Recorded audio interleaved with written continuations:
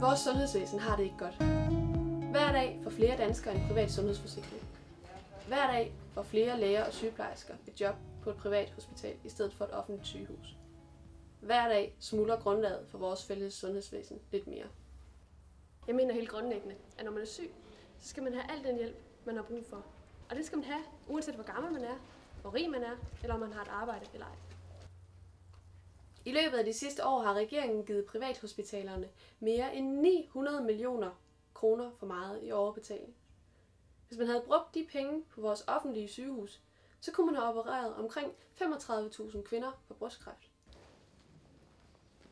Men desværre så vil regeringen hellere bruge pengene på privathospitalerne end på patienterne. Derfor er det rigtig vigtigt, at vi har nogle offentlige sygehuse, der fungerer godt, og folk kan føle sig trygge.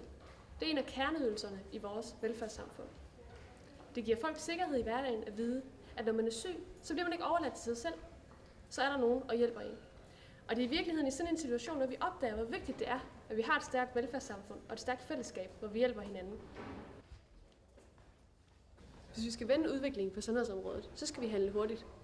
Private sundhedsforsikringer, de skal ikke længere være fradragsberettigede, og de private hospitaler, de skal ikke længere have så fordelagtige forhold, som de har lige nu. Samtidig så skal vi give vores offentlige sundhedsvæsen et løft. Vi skal investere i bedre rammer på sygehusene, i nye behandlingsformer, og så skal vi sikre, at personale på sygehusene, altså læger, sygeplejersker, sosu-medarbejdere og andet plejepersonale, får ordentlige forhold at arbejde under og får en ordentlig løn.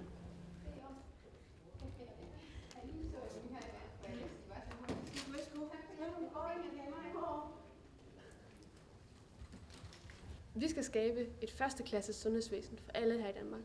Det synes jeg, vi skylder de mennesker, der er afhængige af vores sundhedsvæsen og har brug for det. Og det vil jeg gerne gøre til min mærkesag i Folketinget.